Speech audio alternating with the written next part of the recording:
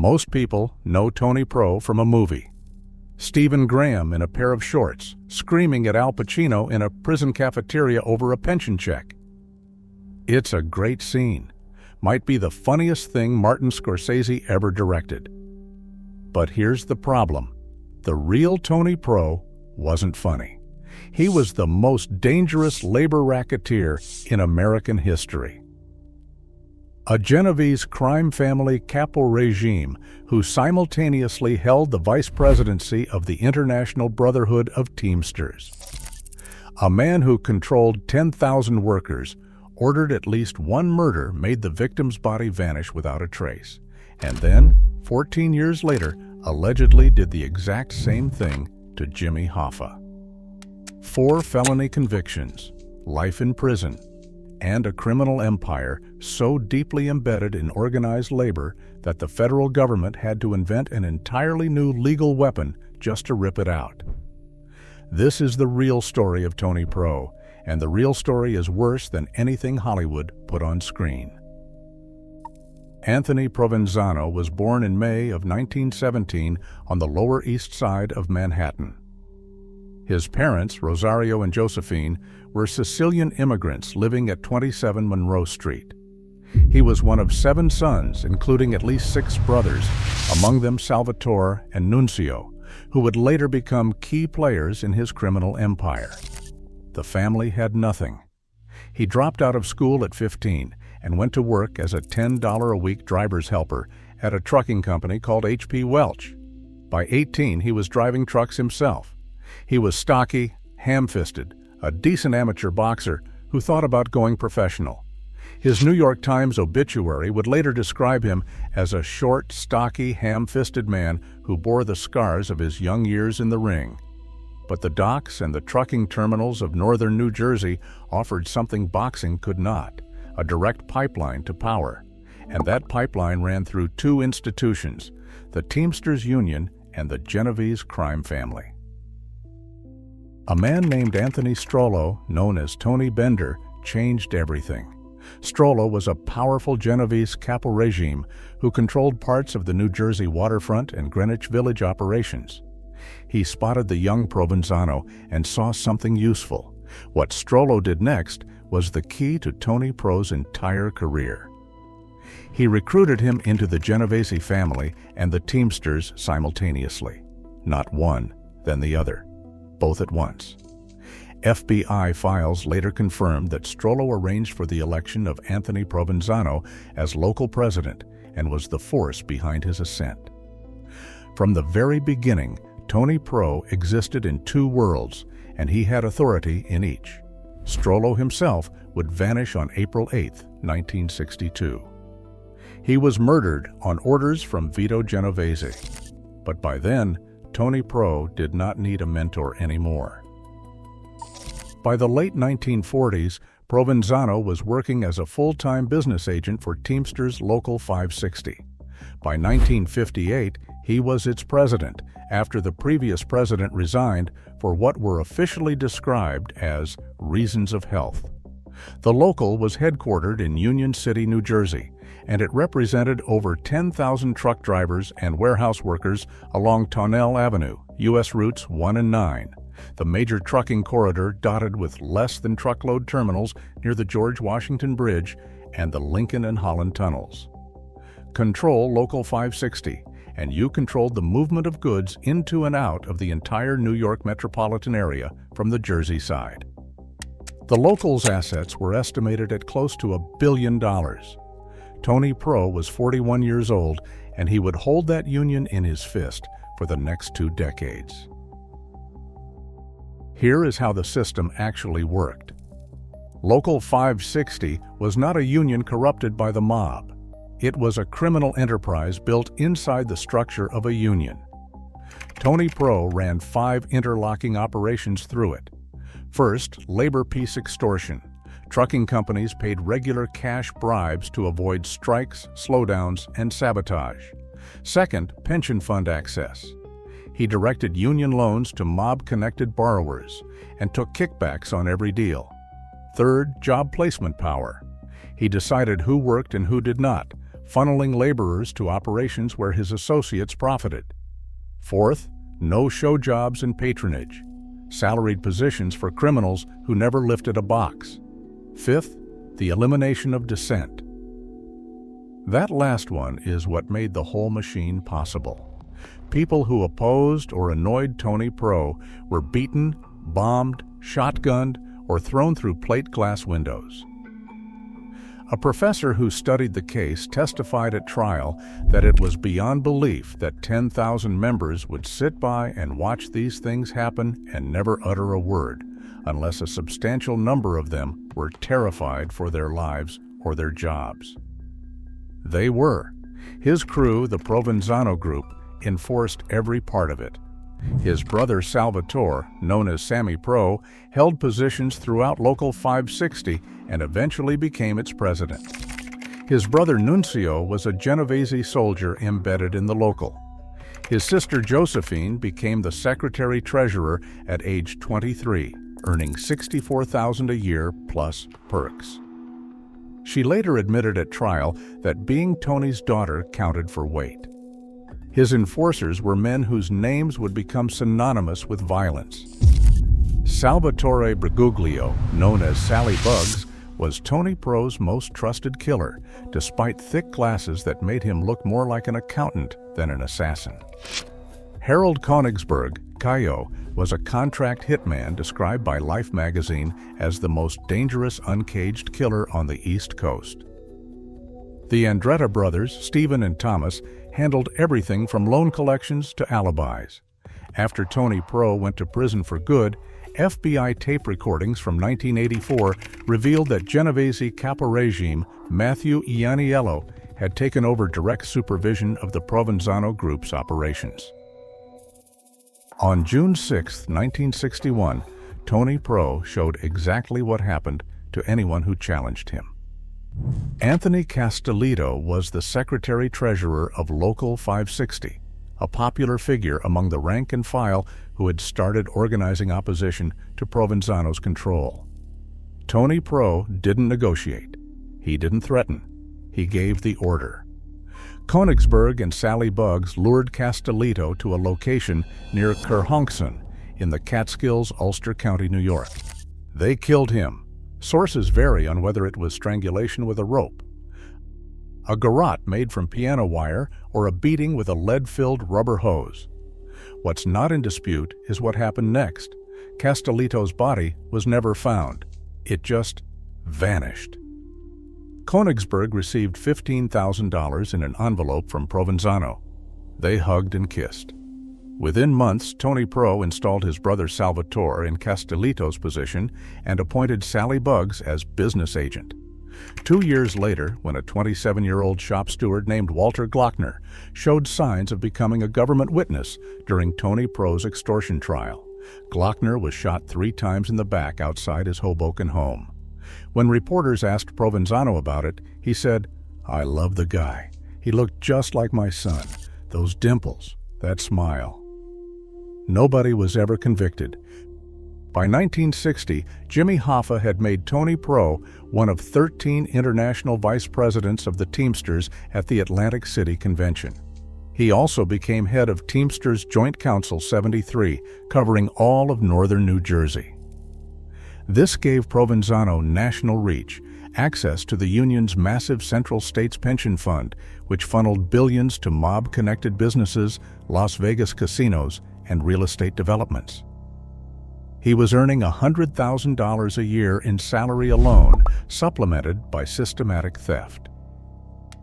Court records later documented his wrongful conversion of over $223,000 in local 560 funds, plus a half-salary pension of $86,000 paid between 1979 and 1981. He was widely considered the second most powerful leader in the Teamsters. When federal monitors ordered Hoffa to fire Provenzano, Hoffa instead promoted him. That is how valuable Tony Pro was to the arrangement. But in 1963, the first crack appeared. Tony Pro was convicted of extorting a trucking company called Dorn Transportation, extracting 7 years of labor peace payoffs that totaled over $17,000. He was sentenced to 7 years in federal prison and fined $10,000. He entered Lewisburg Federal Penitentiary on May 6, 1966. He treated it as a temporary inconvenience. It wasn't, because at Lewisburg, he crossed paths with the one man who could match his stubbornness. And what happened between them inside those walls would lead to the most famous disappearance in American criminal history. Jimmy Hoffa arrived at Lewisburg in March of 1967, convicted of jury tampering and pension fraud. The two men had been allies for years. That ended fast. The core dispute was money. Hoffa continued receiving his $1.7 million pension as Teamsters President Emeritus. Tony Pro's pension, $1.2 million, was forfeited during incarceration. He demanded Hoffa use his influence to restore it. Hoffa refused. According to multiple sources, Hoffa told him, "It was because of people like you that I got into trouble in the first place." Tony Pro took the phrase "you people" as an ethnic slur against Italian Americans. A former FBI organized crime supervisor explained it simply: Hoffa did not show the appropriate respect for a made guy in prison. Hoffa did not kiss Provenzano's Cosa Nostra ring. A fistfight erupted. One account says Hoffa broke a bottle over Provenzano's head. What started as a financial disagreement became what journalist Dan Moldia called a blood feud. Tony Pro reportedly threatened to rip Hoffa's guts out with his bare hands and kill his grandchildren. Hoffa's wife, Josephine, confirmed to authorities she was aware of these threats. And here is what the Irishman got right: the prison confrontation, the pension dispute, the "you people" slur, the threats against the grandchildren. All of that happened. What the film simplified was that this was not just a hot-headed argument. It was a fundamental power struggle between two men who each believed they owned the Teamsters. Both men were released by the early 1970s. Hoffa, whose sentence was commuted by Nixon with a ban on union activity until 1980, immediately began campaigning to retake the presidency. Tony Pro returned to Local 560 as if he had never left. Even from prison, his photograph had remained hanging on the wall at Union headquarters, a constant reminder of who truly ran the Local. His brothers Salvatore and Nunzio had played musical chairs in minding the store for Tony, as a federal judge later wrote, satisfying the technical requirements of the law while changing nothing about who held real power. By 1975, Hoffa's comeback threatened every arrangement the mob had built through the Teamsters. Multiple crime families saw him as an existential problem. Reports indicate that on at least 2 occasions before July of 1975, Tony Pro attempted to put out a contract on Hoffa, but was restrained by the commission. July 30th, 1975, the Machus Red Fox restaurant in Bloomfield Township, Michigan. Jimmy Hoffa drove his green 1974 Pontiac Granville there, believing he was meeting Tony Pro and Detroit enforcer Anthony Giacalone for a peace meeting at 2 in the afternoon. He had noted the appointment in his calendar, TG, 2 p.m., Red Fox. Neither man showed up. At 2:15 p.m., Hoffa called his wife from a payphone, irritated. "Where the hell is Tony Giacalone? I am being stood up." His last known call came around 3:30 p.m. to a friend named Louis Linteau. That dirty son of a bitch, Tony Jacks, set this meeting up, and he is an hour and a half late. Shortly after, a truck driver witnessed a maroon 1975 Mercury Marquis Brougham pulling out of the parking lot. He recognized Jimmy Hoffa sitting in the back seat. There was a long object covered by a gray blanket between Hoffa and another passenger. The car was later traced to Joe Giacalone, Tony Jack's son, and had been driven by Chucky O'Brien, Hoffa's foster son. Jimmy Hoffa was never seen again. Tony Pro's alibi was that he was playing cards with Steven Andretta at the local 560 Union Hall in New Jersey, 600 miles from Detroit. Andretta later pleaded the fifth over 1,000 times before the Hoffa grand jury and was later jailed for contempt. The FBI confidential Hoffex memo named Provenzano a prime suspect. The Bureau's theory was that Russell Bufalino authorized the hit at the highest levels. The contract was given to Provenzano, motivated by personal vendetta and organizational concerns. Sally Bugs Briguglio likely carried out the actual killing. A Department of Justice Organized Crime Strike Force report stated that Briguglio was given the actual assignment and thereafter notified the interested parties of its successful completion on the evening of July 30th. One former FBI supervisor described the most vivid theory. Hoffa was killed in Detroit, stuffed into a 55-gallon drum, and trucked to New Jersey, where Provenzano merrily popped the drum lid to see his old prison mate.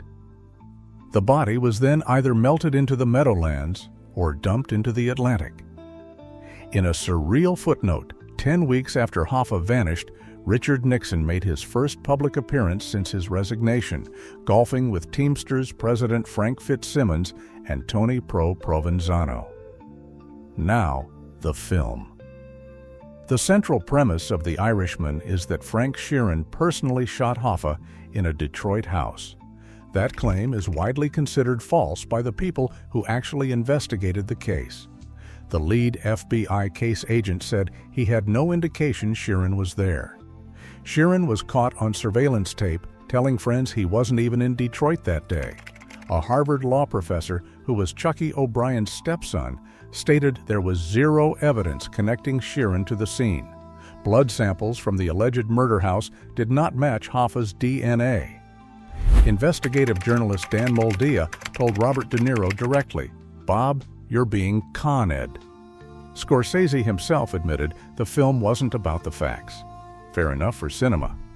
But the facts matter here. Tony Pro was never charged. No body, no evidence sufficient for prosecution. The Hoffa investigation brought heat that never went away. Every agency wanted Provenzano. But it wasn't Hoffa that finally buried him. It was the murder he'd committed 14 years earlier. A hotel kickback scheme and a shipping company scam. All of them caught up with him at once. In 1978, the Castellito case was finally cracked. Investigators found one of the killers, Salvatore Sino, living under aliases in Wisconsin. An FBI informant named Ralph Picardo provided critical testimony, claiming that Provenzano had confessed the murder to him in North Bergen in late 1972. Sally Bugs was indicted alongside Tony Pro, but on March 21, 1978, weeks before the trial, Briguglio was gunned down outside a restaurant on Mulberry Street in Little Italy. He was shot 4 times in the face and once in the chest. He was 48. Widely believed to be a mob hit to keep him quiet. His murder was never solved. The trial went forward without him, with FBI snipers on the courthouse rooftops in Kingston, New York, to protect the witnesses. Tony Pro was convicted of first-degree murder and sentenced to life in prison, 25 years to life. Castellito's body still has never been recovered. That same year, he was convicted in the Woodstock Hotel kickback scheme, a conspiracy to arrange a kickback on a $2.3 million pension fund loan. 4 more years. And in 1979, he was convicted on RICO charges for extorting a shipping company called Satrain Lines alongside the Andretta brothers and Gabriel Briguglio. The scheme had run from December of 1969 through June of 1977, extracting more than $300,000 through labor peace threats and jurisdictional disputes. Proceeds were distributed through checks to fictitious payees, petty cash drawings, no-show workers' salaries, and in one detail that tells you everything about these people: fees for the upkeep of horses owned by associates' relatives. Tony Pro got 20 more years and a $30,000 fine. 4 felony convictions total, life plus 24 years. He entered prison for the final time on November 18, 1980. Federal Correctional Institution, Lompoc, California. He would never leave. By 1985, he was reportedly eligible for parole on the federal sentences, but he turned it down. Accepting parole would have triggered his New York State life sentence. He allegedly told people he preferred California weather. By 1987, he was in a wheelchair. On December 12, 1988, Anthony Provenzano died of a heart attack in the Lompoc Prison Hospital. He was 71. But the destruction of his empire was already underway. On March 9, 1982, the Department of Justice filed the first civil RICO lawsuit ever brought against a labor union, targeting Local 560. The case named 12 individual defendants. After a 51-day trial, Judge Harold Ackerman ruled that the Provenzano Group had dominated and exploited the local for more than a quarter of a century. He cataloged 16 predicate racketeering acts spanning 30 years. Evil men have run Local 560, the judge declared. A federal trusteeship was imposed in June of 1986. It lasted nearly 13 years until February of 1999. And the legal template created by that case, the government used it in 1989 to file a massive RICO suit against the entire International Brotherhood of Teamsters. Tony Pro's empire did not just fall. It became the reason the government developed the tools to break mob control over organized labor in America. Do you think the FBI will ever find Hoffa, or was Tony Pro too good at making people disappear? Tell me in the comments. The people Tony Pro built his empire with did not fare much better. Sally Bugs, his most trusted enforcer, the man believed to have pulled the trigger on both Castellito and Hoffa, was murdered at 48 to keep him from talking. Harold Konigsberg, the contract killer who strangled Castellito, spent nearly 50 years behind bars. He was released on humanitarian parole in 2012, moved in with his daughter in Florida, and reportedly spent his final years bullying his neighbors at an assisted living facility. He died in November of 2014 at 88. Thomas Andretta died in January of 2019 in Las Vegas. Stephen Andretta died in December of 2022 on the 34th anniversary of Tony Pro's own death. Gabriel Bergoglio, Sally Bugs' brother, is reportedly still alive in his 80s, the last surviving suspect named in the FBI Hoffex memo. After Stephen Andretta's death, he broke his silence to Fox News, claiming innocence and blaming the FBI informant for fabricating the whole thing. Russell Bufalino, the quiet don believed to have authorized the Hoffa hit, died in 1994 at 90. Frank Sheeran, whose claim to have killed Hoffa became the Irishman, died in 2003 at 83. His account remains widely disputed by the very investigators who worked the case. None of them were ever charged with Hoffa's murder. Tony Pro's funeral was held at St. Andrew's Roman Catholic Church in Clifton, New Jersey, the same church where he had married his second wife, Marie Paul. The church normally would not grant funeral rites to a convicted murderer, but Provenzano had received last rites, made confession, and received absolution in the hospital. About 100 people showed up. He was buried at St. Joseph's Cemetery in Hackensack, in the family plot beside his Sicilian immigrant parents. No marker on the grave mentions what he was or what he did. What Tony Pro's story reveals is something most crime stories don't bother with. He didn't corrupt a union. He built a union as a criminal enterprise from the very beginning, with a man who belonged to both worlds running it simultaneously. The system couldn't survive without terror. Once he went to prison, it collapsed within years. Sally Bugs was killed to protect the conspiracy. Königsberg spent half a century locked away for one murder. The Andretta brothers both died as convicted felons. Loyalty in this world wasn't a code, it was a trap, and Tony Pro said it better than anyone. The federal judge who dismantled Local 560 said it took the Provenzano group more than 25 years to build their system of control, and it took the United States government 13 years of trusteeship just to separate the union from the crime family. That's how deep the roots went. And it raises a question nobody has been able to answer. If you can build something that embedded, how do you know it's really gone?